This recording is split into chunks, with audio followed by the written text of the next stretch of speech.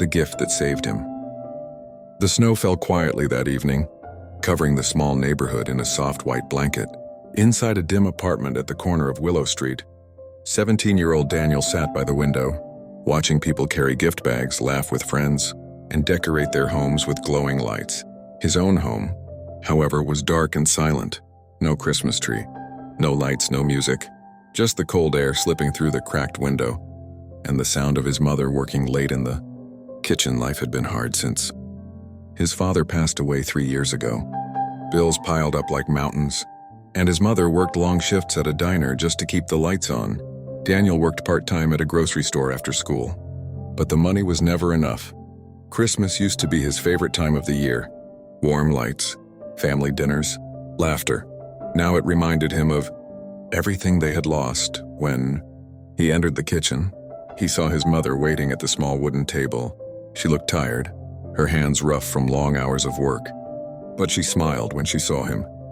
"Danny," she said softly, "I know things have been difficult, but I didn't want this Christmas to pass without giving you something." He frowned. "Mom, you didn't have to." She slid a tiny package wrapped in old newspaper toward him. Daniel hesitated. The last thing he wanted was for his mother to spend money she didn't have, but her hopeful eyes made him gently unwrap it. Inside was a small, old notebook. The edges were worn, the cover slightly faded. A notebook? Daniel felt a sting of disappointment, not because he wanted something expensive, but because he knew she had probably skipped lunch just to buy even this. "I know it's not much," she whispered, "but open it." He flipped to the first page. In her neat handwriting, she had written, "Write the person you want to become." Daniel stared at the words. Something about them felt heavy, powerful, personal. His mother placed her hand over his. "You've been strong, Danny, stronger than any 17-year-old should ever have to be. We can't change what happened to us, but you can choose where you go from here." His throat tightened. "Mom, I don't even know who I want to be. You don't have to know everything." "Today," she said, gently, "but this notebook, let it be your beginning." For the first time in a long while, Daniel felt warmth growing. In his chest, a small tear ran down his cheek. He hugged his mother tightly. She hugged him back even tighter, as if trying to protect whatever hope he still had left. That night, after she fell asleep, Daniel sat at his desk with the notebook open in front of him. Snowflakes tapped softly against the window as he held the pen, trying to find the right words. Then slowly he began to write. "I want to become someone who doesn't give up. I want to build a life where Mom never has to suffer again. I want to break the cycle of struggle. I want to prove that pain can be transformed into purpose. Want to make my father proud." He wrote until his eyes burned and his hands ached. But for the first time in years, he felt alive. He felt in control. He felt like maybe, just maybe, life could change. When he finally closed the notebook, he whispered to himself, "This Christmas, I start over." And that night marked the beginning of a transformation that nobody, not even Daniel himself, could have imagined. The days after Christmas felt different for Daniel. Not because their problems disappeared, they didn't. The apartment was still cold. The bills still came. His mother still worked double shifts. But something inside him had changed. Every morning before school, he opened the notebook and read the promises he had written to himself. It became the first voice he heard every day, and the last voice he listened to every night. At school, teachers noticed he was quieter, more focused, more determined. While other students laughed in hallways or scrolled through their phones, Daniel used every free moment to study, read and write in his notebook. His friends didn't understand the sudden change. One of them asked, "Bro, why are you working this hard?" "It's not like anything is going to change." Daniel smiled slightly and replied, "It already has." He didn't need anyone to believe in him. The notebook had become enough. Weeks passed, and soon the weather softened. Snow melted into wet sidewalks, and the first hint of spring touched the air. One afternoon during class, the principal's voice echoed through the speakers. "Students, the City Youth Leadership Program is now open for applications. This program offers a full scholarship to the top participant." The room buzzed with excitement. That scholarship is impossible to get. They pick students from rich families. No one from this school ever wins. Daniel listened, but instead of doubting himself, he wrote one sentence in his notebook: apply. When he told his mother that evening, she paused, surprised. Danny, this program is very competitive. I know, he said quietly, but I want to try. I need to try. She looked at him for a long moment, then nodded. I believe in you. The application required essays, goals, achievements, and a personal story. Sitting in front of the computer, Daniel froze at first. He didn't have trophies, medals, or fancy experiences. What could he write? Then he opened his notebook again.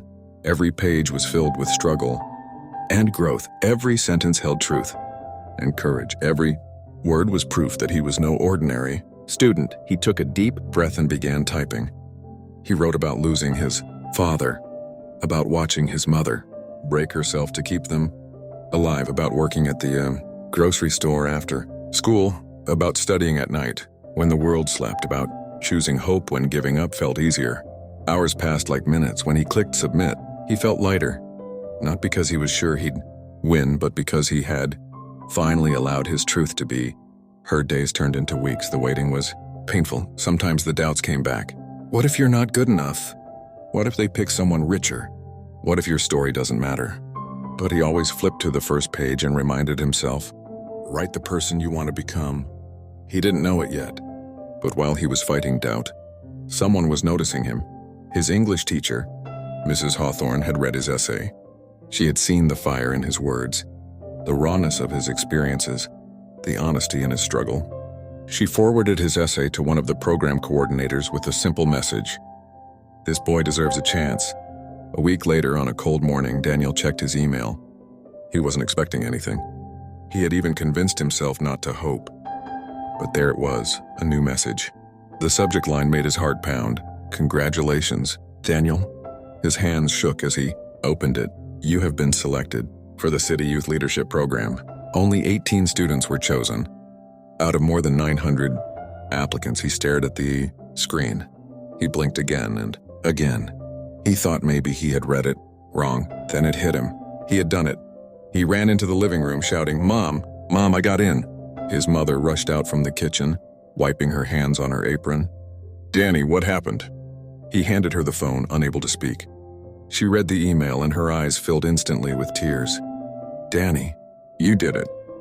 You really did it, they hugged, crying with the kind of joy that only families who have tasted hardship can understand. It wasn't just an acceptance email, it was proof that their pain was finally turning into something beautiful.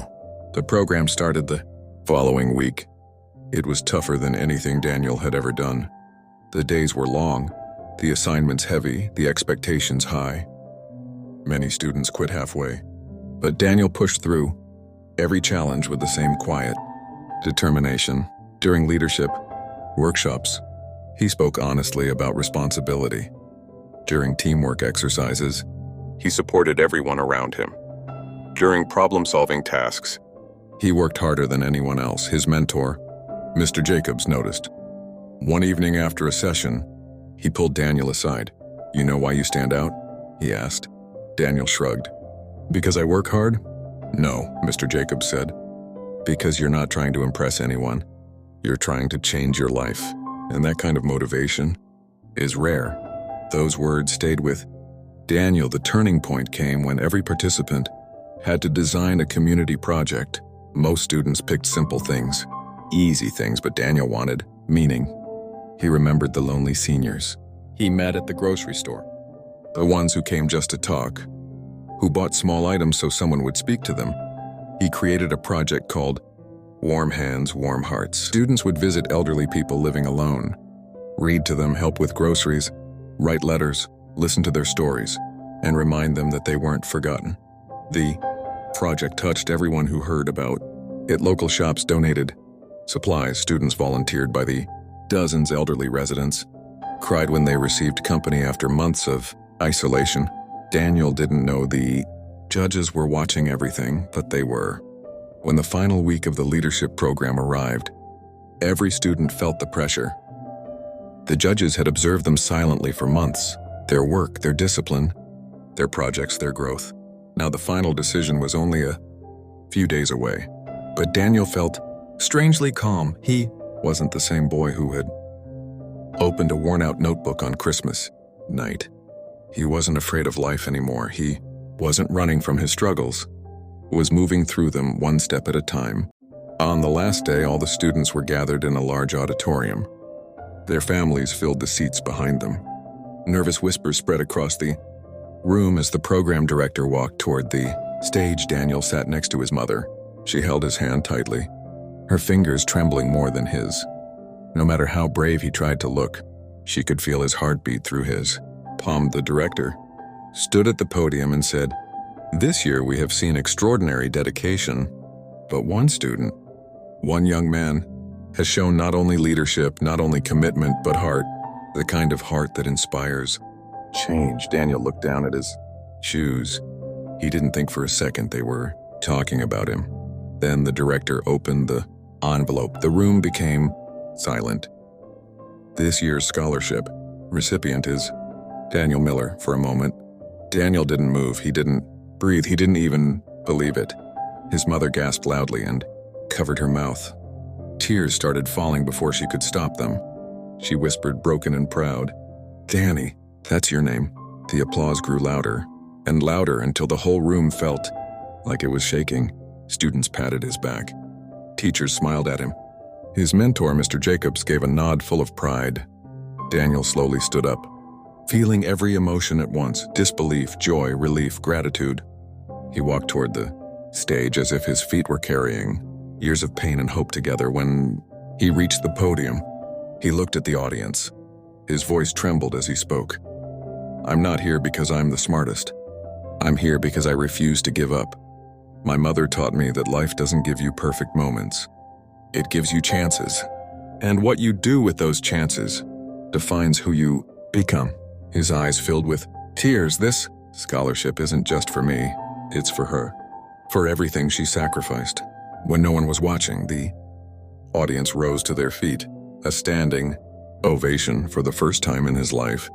Daniel felt seen, not as the boy who struggled, not as the boy who lost his father, but as the boy who fought, who grew, who changed. After the ceremony, his mentor walked up to him and placed a hand on his shoulder. "You know what the judges said?" Mr. Jacobs asked. "What?" "They said your project didn't just help people, it healed them." Daniel felt his throat tighten. He didn't know his actions had reached so far. That night at home, Daniel placed the scholarship medal on the kitchen table. His mother touched it gently, as if it were made of gold. "You saved us."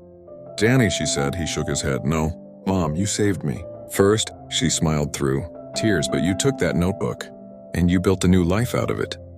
Daniel walked to his room, opened the same notebook, and flipped through every page.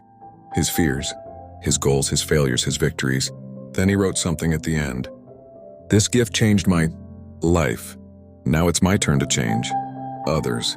Months passed. The scholarship allowed him to enter a great college. His project expanded. Across the city, dozens of elderly residents received care every week. Students from other schools joined, and Warm Hearts became one of the largest youth-led community programs in the area.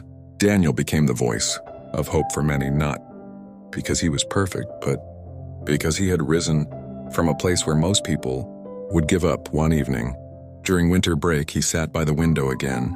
Snow was falling slowly, just like that Christmas night when his mother had given him the notebook. He smiled softly, remembering how it all started with a small, simple gift from a struggling mother. He whispered to himself, "Sometimes life doesn't give you what you want. It gives you what you need." And he knew he was ready to carry that message to the world, because the gift that saved him was now saving countless others. If this story touched your heart, don't forget to like the video, subscribe to the Wisdom Tales, and share the story with someone who needs hope today.